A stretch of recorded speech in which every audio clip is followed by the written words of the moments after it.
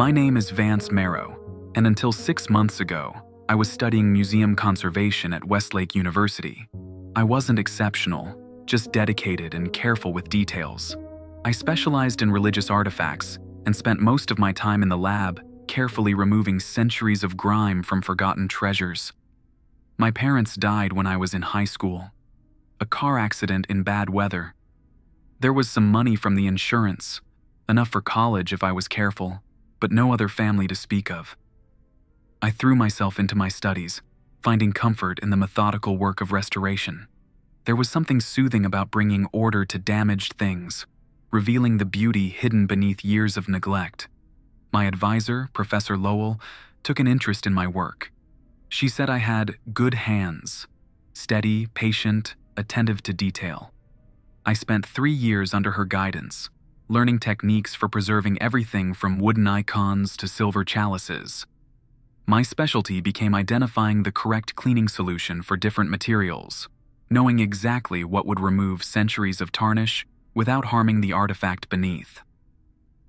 That changed when Professor Lowell asked me to assist with a private collection.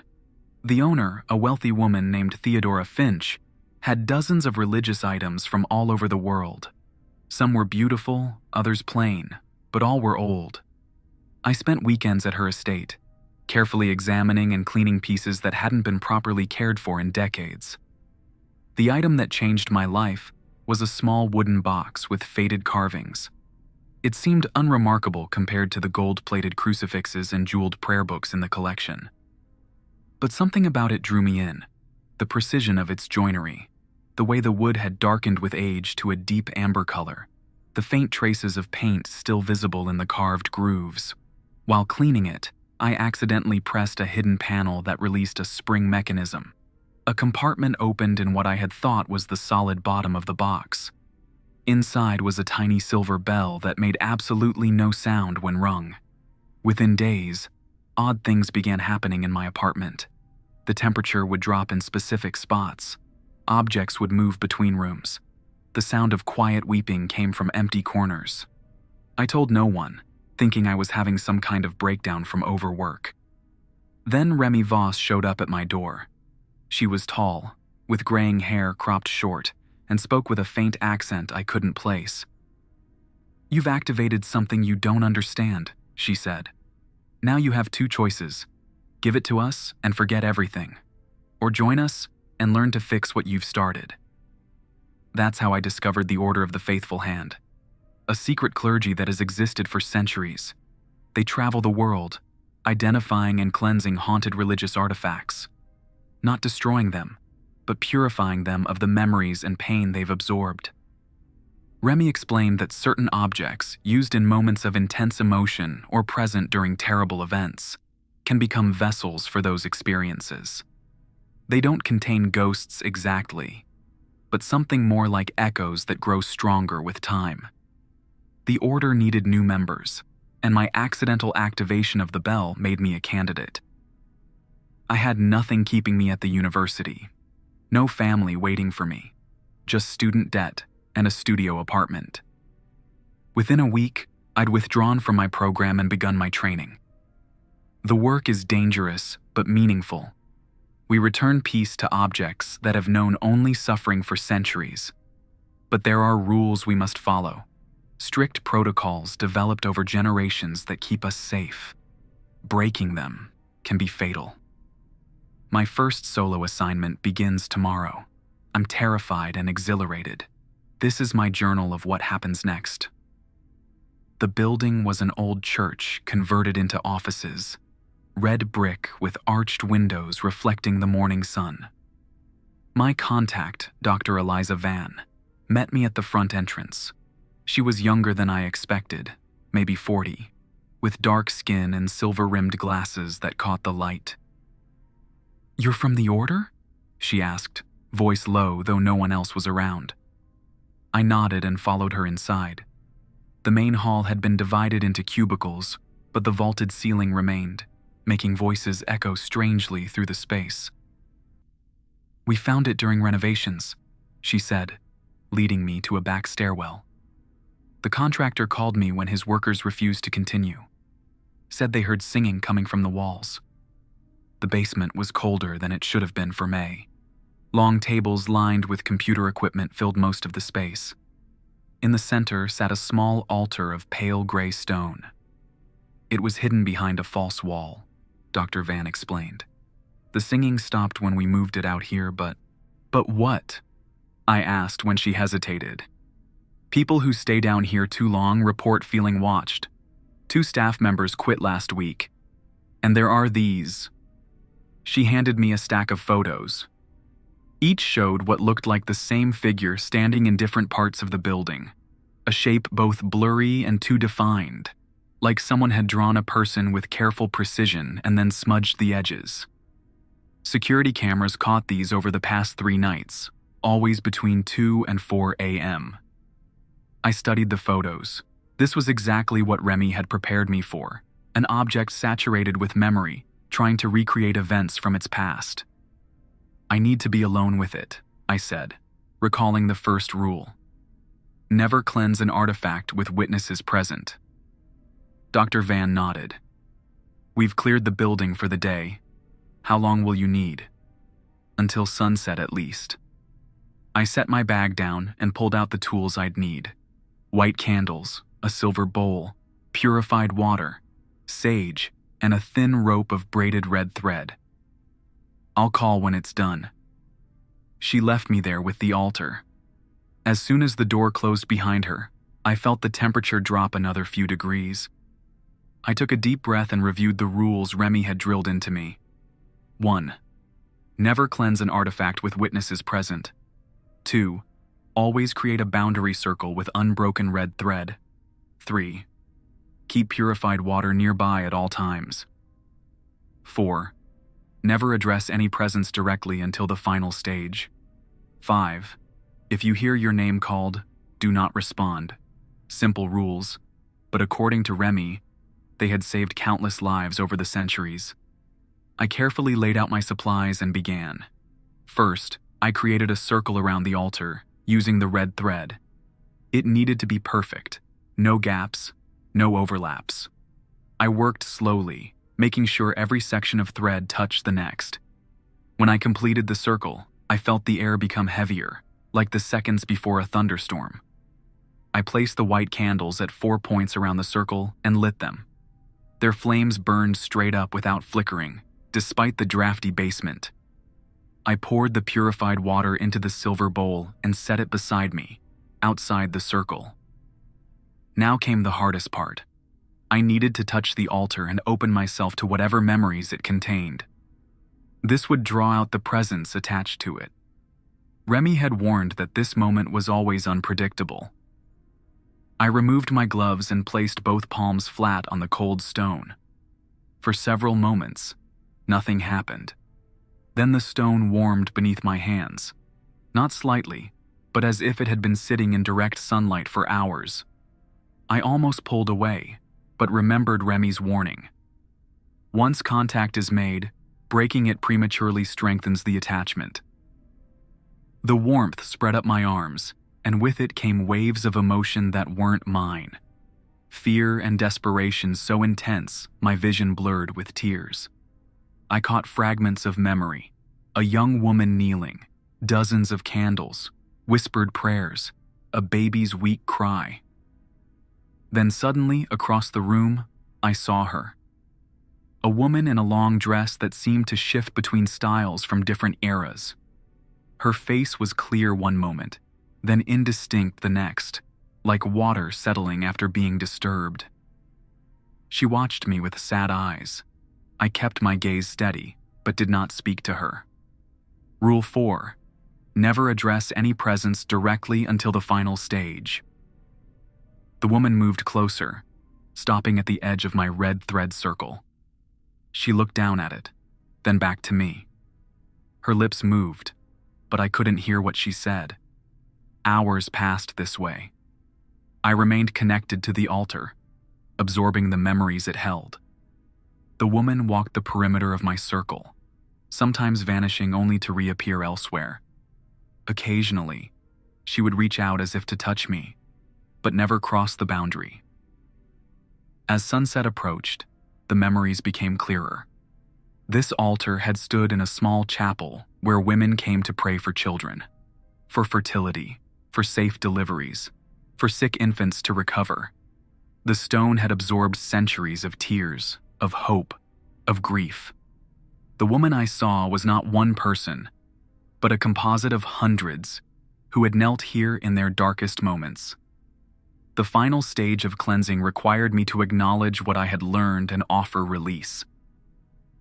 I sat back, breaking contact with the stone, and addressed the presence directly for the first time. "I see you," I said, my voice hoarse from hours of silence. "I know what this altar has witnessed, the prayers, the pain, the hope." The woman stopped pacing and faced me fully. "These memories have been honored," I continued, following the ritual phrases Remy had taught me. "They need no longer bind you to this place. What was given in faith has been received. What was lost has been mourned. What was hoped for has been acknowledged." I took the sage, lit it from one of the candles, and waved the smoke over the altar. "This stone need not bear witness anymore. The burden is lifted, the memories released." The woman's form began to waver, like heat rising from hot pavement. Her expression changed from sorrow to something resembling peace. "You are remembered," I said, completing the ritual. "But you are free." She dissolved into the air, not dramatically or suddenly, but gradually, like fog burning away in morning light. The basement felt different immediately. Still old, still cold, but without the weight of watching eyes. I sat there for a while, exhausted but satisfied. I had completed my first solo cleansing. The altar was now just stone again. I packed my supplies, broke the red thread circle, and called Dr. Van. "It's done," I said. "The building should feel normal now." "So quickly?" she asked, sounding surprised. "The order said it might take days." I checked my watch and was startled to see it was nearly 9 p.m. What had felt like hours had actually been almost 12 hours of work. "Time moves differently during a cleansing," I explained, repeating what Remy had told me. "I'll be out front in 15 minutes." I gave the basement one last look before leaving. The altar sat quietly, its purpose fulfilled centuries ago, its accumulated memories now released. I felt both drained and oddly fulfilled. This was what the order did, not destroying the past, but helping it find rest. Outside, the night air was warm against my face. Dr. Van was waiting with a thermos of coffee. "Will it stay cleansed?" she asked as she handed me a steaming cup. "As long as it's treated with respect," I answered. "Display it somewhere, acknowledge its history. Objects only become troubled when they're forgotten or mistreated." She nodded thoughtfully. "The university museum has been asking about it. We could donate it there." "That would be perfect." We sipped our coffee in comfortable silence. I didn't tell her about the woman I'd seen or the centuries of memories I'd absorbed. The order kept those details private, out of respect for both the living and the remnants of the past. Later that night in my hotel room, I called Remy to report my success. "Well done," she said, "but don't get overconfident. Your next assignment will be more challenging." "When do I start?" I asked. "Tomorrow. There's a music box in Newport that's causing problems. Pack your bags and check your email for details." I hung up feeling a mix of exhaustion and anticipation. This was my life now, traveling from one haunted object to another, absorbing centuries of forgotten memories and releasing them. Sleep didn't come easily that night. Every time I closed my eyes, I saw the woman from the altar, her face shifting between dozens of different women who had knelt there over the centuries. Their collective sorrow and hope tumbled through my mind like clothes in a dryer. Around 3 a.m., I gave up on sleep and sat at the small desk by the window. I opened my journal and began writing down everything I could remember about the cleansing, a practice Remy had insisted was crucial. The memories will fade with time, she'd told me during training. But some fragments might stick with you. Writing helps process them. I filled 10 pages before my hand cramped.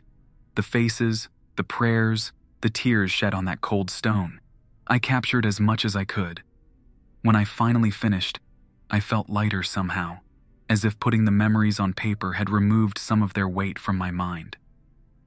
Outside, the sky was turning from black to deep blue. Dawn approached. I showered, packed my few belongings, and checked out of the hotel. The morning air was crisp and clean as I walked to the nearby diner for breakfast. The waitress who served me coffee had kind eyes that crinkled at the corners. "You look like you've had a long night," she said, filling my cup. "Long day yesterday," I replied. "New job. Must be a tough one." I smiled. "Important, though." She nodded and moved on to the next table. I wondered what she would think if I told her the truth. That yesterday, I'd spent hours communicating with the remnants of hundreds of women's prayers and grief.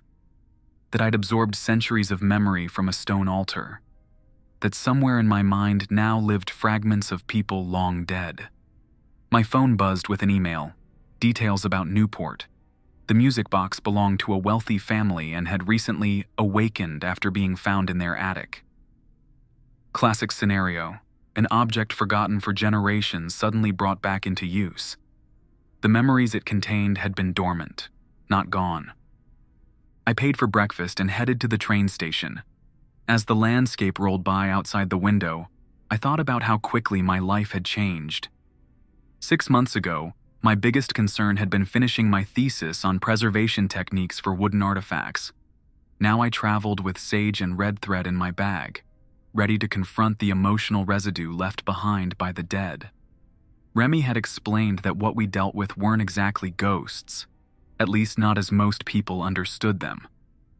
People leave impressions, she'd said. Intense emotion, especially during traumatic events, can be absorbed by nearby objects.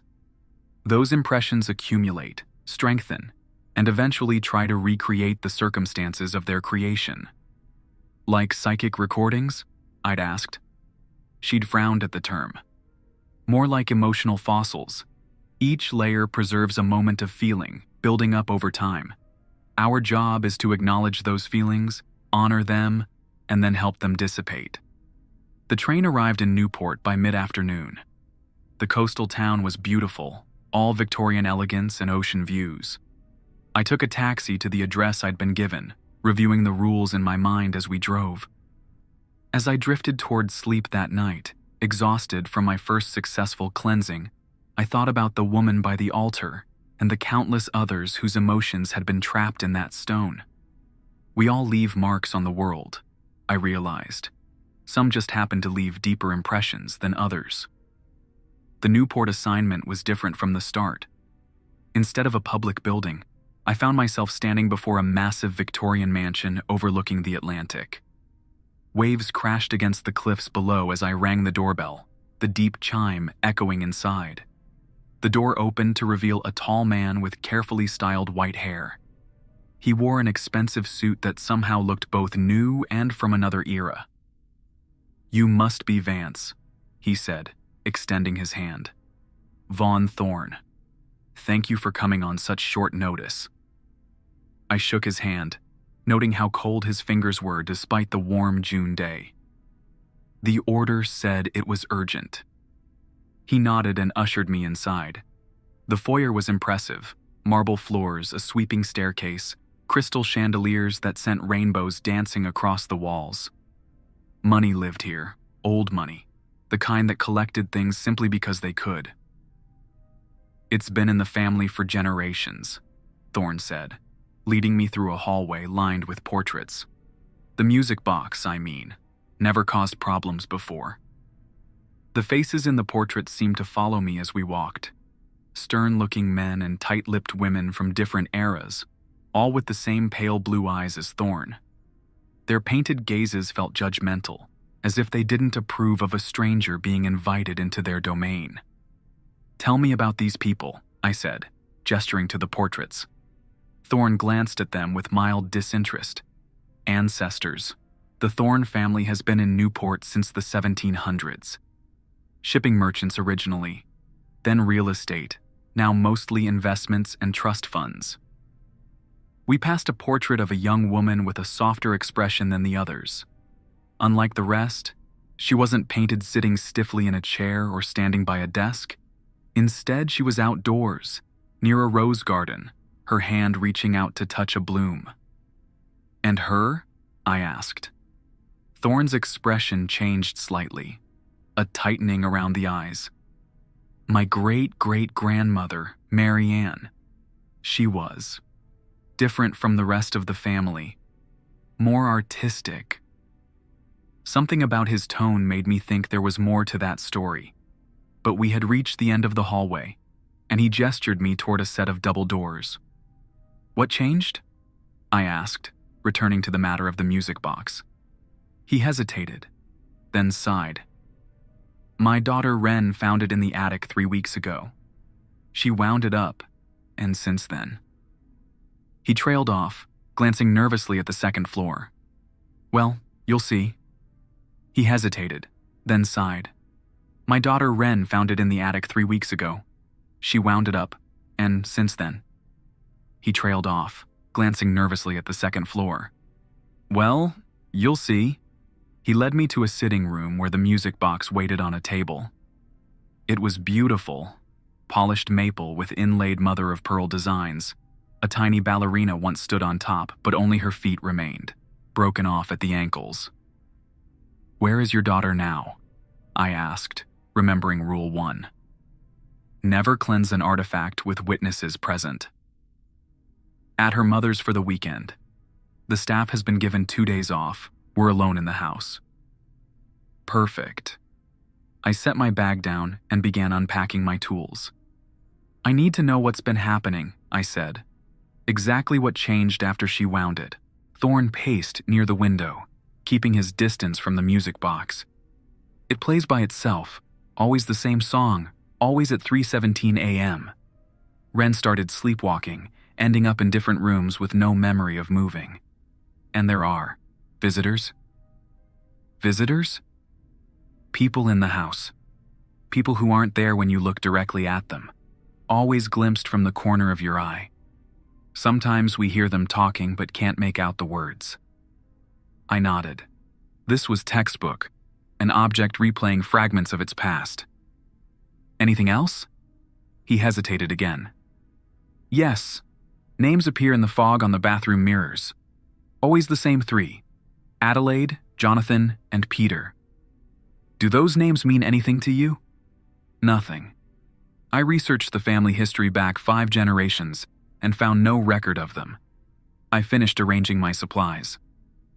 "I'll need to work alone, Mr. Thorn. The cleansing can take hours. It's best if you leave the house entirely." He seemed relieved at the suggestion. "I'll get a room in town. Call me when it's done." He handed me a business card with his cell number. Of course.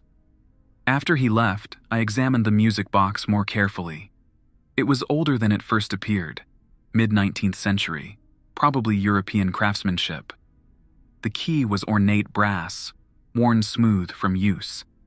I followed the protocol, creating my boundary circle with the red thread, setting up candles, preparing the silver bowl of purified water. But as I finished, I realized I'd made a mistake. The circle was too small. The music box needed to be inside it with me, not outside where I could observe it safely. I had to start over, carefully collecting the thread and repositioning everything. As I worked, the temperature in the room dropped noticeably. My breath began to fog in the air. Just a normal temperature fluctuation, I told myself, though I knew better. The object was aware of me now, responding to my preparations. With the new circle complete, I sat cross-legged on the floor with the music box in front of me. I needed to wind it, to activate whatever memory it contained. My hand hesitated over the key. Once I turned it, there was no going back. I thought of Remy's training. Fear is natural. Respect it, but don't let it control you. I grasped the key and wound it fully. The mechanism tightened with each turn until it would go no further. I released it and waited. Gentle notes filled the room. A lullaby I didn't recognize, slow and sweet. The broken ballerina feet pivoted slowly as if the complete figure still danced above them. At first, nothing else happened. Then a child laughed somewhere in the house. It was distant, coming from upstairs, the sound of pure joy. Little footsteps pattered across the ceiling, moving from room to room. Another laugh, then another, different from the first. 2 children playing.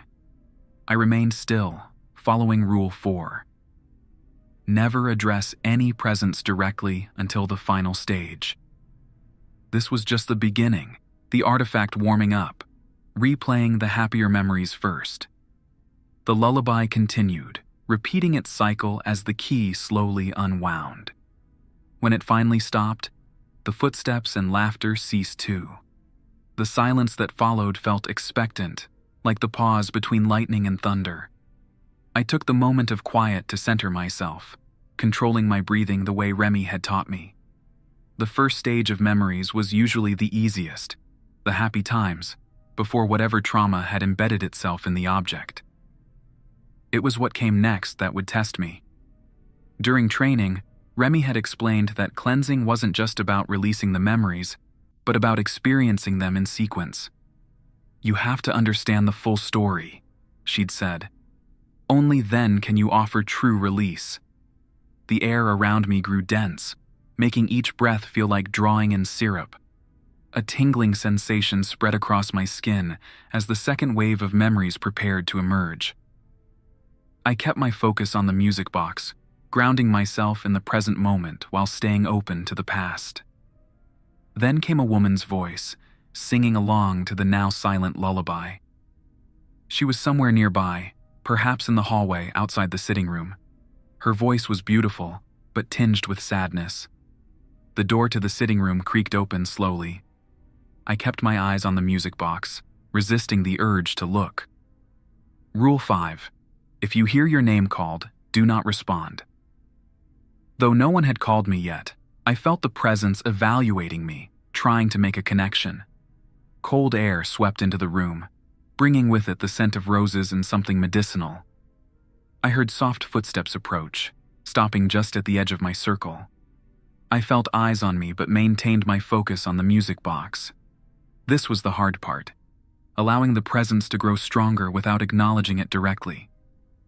Adelaide. The voice was behind me now, a man's voice, tight with worry. Adelaide. The doctor is here. Another voice, fainter. It's too late, Jonathan. They both have the fever. I pieced together the narrative as more voices joined in, fragments of conversation from long ago. A family, mother, father, 2 young children named Adelaide and Jonathan, and a baby, Peter. A sudden illness, a doctor's visit, quarantine, the music box playing that lullaby day and night to comfort the sick children. I found myself mentally organizing the information as it came to me, placing events in chronological order. First joy, a family with young children, the music box a treasured possession, then concern, the first signs of illness, then fear, the realization that what they faced was serious, and finally, grief, the awful certainty of loss. This was different from the altar. Those memories had been an accumulation from many different people across centuries. This was more focused, a single family's tragedy captured in minute detail. The specificity made it more intense, more intimate. As the memories continued to pour in, I noticed something concerning. The boundary between their experiences and my awareness was thinning. I wasn't just observing their story anymore. I was feeling it. The father's panic as his children's fevers rose. The mother's exhaustion after days without sleep. The older children's confusion as they grew weaker. Remy had warned about this. Sometimes you'll feel yourself slipping too deep, she'd said. If that happens, focus on your physical body, your breathing, the floor beneath you, the air on your skin. Stay anchored in the present. I followed her advice now, consciously noting the hardwood floor beneath me, the slight draft from the window, the smell of the candles burning around my circle. It helped maintain the separation between their story and my reality. The temperature continued to drop until I could see frost forming on the windows despite the summer heat outside. The voices grew more numerous, more distressed. "Save them, doctor. Please. Keep them comfortable. That's all we can do now. Play the music box again. Peter likes it." The sound of weeping came from all directions.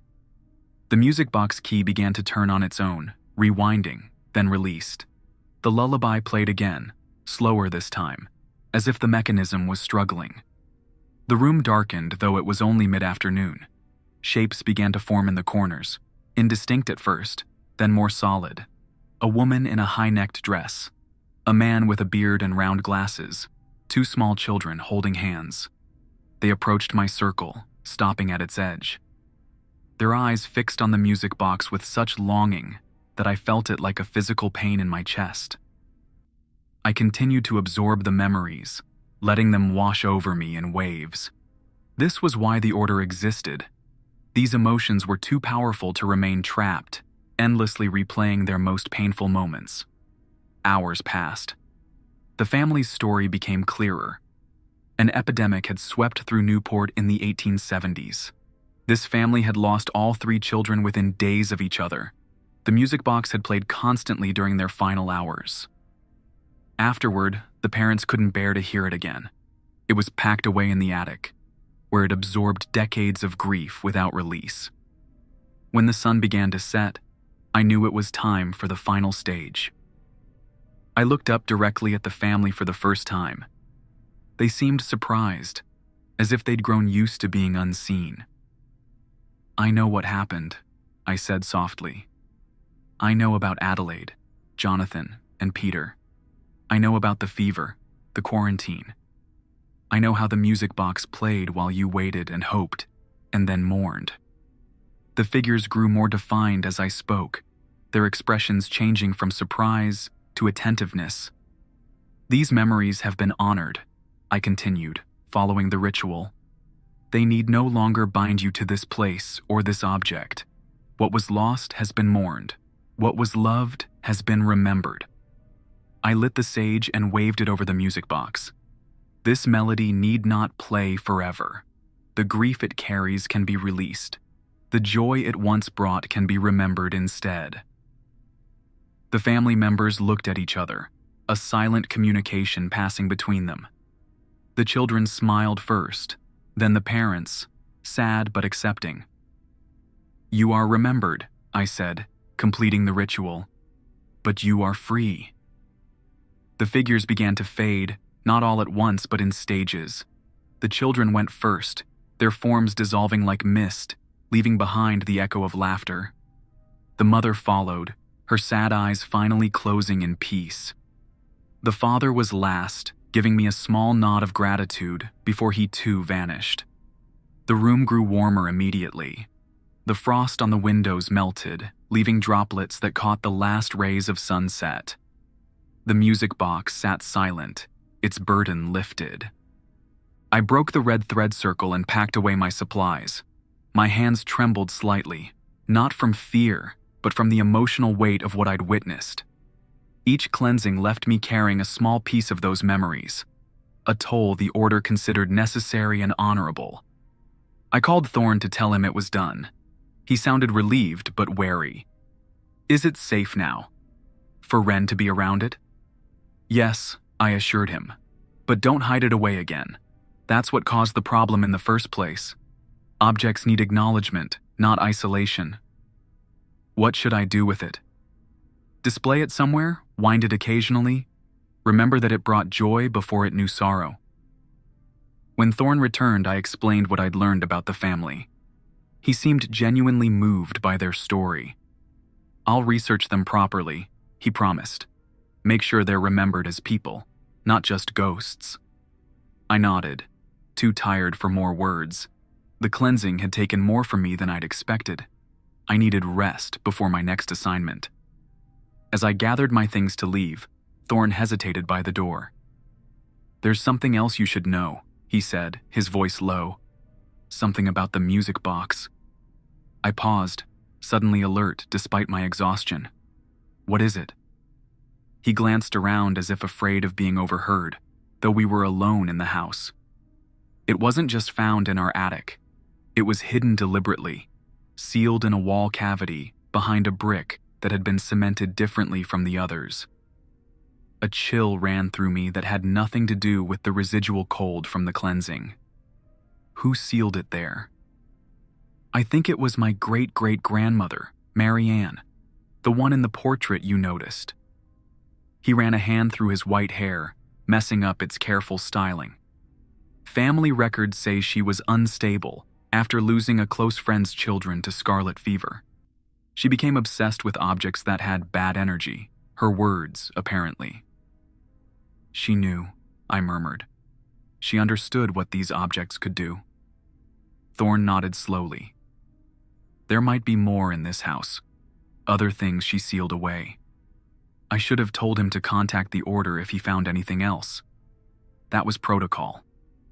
But something made me hand him my personal card instead. 'Call me directly,' I said. 'Day or night.' He took the card, relief visible in his face. 'Thank you.' As my taxi drove away from the mansion, I wondered about Mary Ann Thorn. Had she been a member of the Order, or just someone naturally sensitive to the memories objects could hold? Either way, she'd recognized the music box for what it was and tried to contain it the only way she knew how. How many other people throughout history had done the same? How many haunted objects remained sealed in walls, buried in gardens, locked in attics, ticking time bombs of memory waiting to be rediscovered? Back in my hotel room, I called Remy to report. 2 successful cleansings, she said, approval warming her voice. The Order is impressed. It was harder than the first, I admitted. I felt more connected to them. That's normal. Each cleansing opens you further, makes you more receptive. She paused. It's why we have another rule I haven't told you yet. My stomach tightened. What rule? Members of the Order must undergo their own cleansing once a year. The memories we absorb need release too. I thought about the emotions that still lingered inside me, the desperate prayers at the altar, the family's grief over their children. Already they felt like part of me. "When?" I asked. "Not yet. You have more work to do first. Check your email. There's a tapestry in Chicago that's keeping an entire apartment building awake with weeping." After we hung up, I sat on the edge of the bed, my mind racing. Each cleansing left pieces behind, fragments of other people's lives that now lived inside me. What would happen after 10 cleansings, 20, 100? Would those memories eventually overwhelm my own? I went to the bathroom and stared at my reflection in the mirror. Did I look different? Could strangers tell that I carried centuries of other people's emotions inside me? The mirror fogged slightly, though the room wasn't particularly warm. For a heart-stopping moment, I thought I saw names begin to form in the condensation. I quickly wiped it clear with my hand, breathing harder than I should have been. "Just tired," I said to my reflection. "Just need some sleep." I returned to the bed and opened my journal, adding detailed notes about the music box and the family I'd helped release. The writing helped, as it had after the altar. By the time I finished, my hands had stopped trembling. I wondered if Remy had known from the beginning how this work would change me. Probably. The Order had existed for centuries.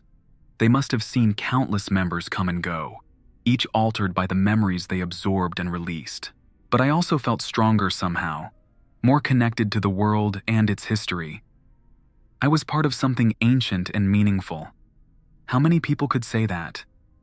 I opened my laptop to check my email about Chicago, ready for whatever memories awaited me there.